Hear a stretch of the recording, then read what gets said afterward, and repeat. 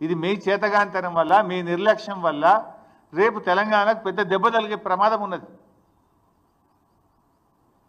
ఇవాళ సాగర్ కేంద్ర బలగాల ఆధీనంలో ఉన్నప్పుడు కేంద్ర అనుమతి లేకుండా ఇష్టారాజ్యంగా నీళ్లు తరలించుకుపోతా ఉన్నారు.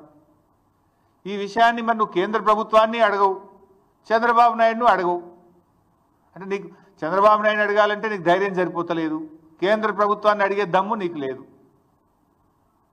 ఇప్పుడు అక్కడ ఉన్నది ఏంది? సిఆర్పిఎఫ్ బలగాలు. ఎవరి అవి? కేంద్ర ప్రభుత్వమి.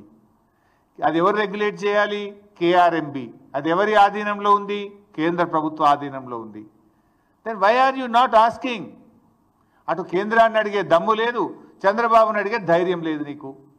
మరి నీ నిర్లక్ష్యం వల్ల, మీరు నోరు మెదపకపోవడం వల్ల ఈ రాష్ట్రంలో పంటలు దెబ్బతినే ప్రమాదం ఉంది.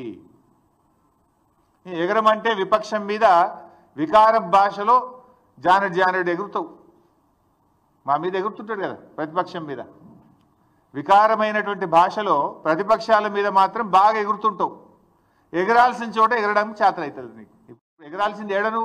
కేంద్ర ప్రభుత్వం మీద ఎగరాలి. ఆంధ్రప్రదేశ్ యొక్క అక్రమ నీటి వాడకం మీద ఎగరాలి.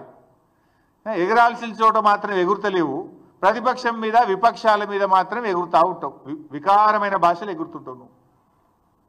ఈడెందుకు ఎగురుతలేవు?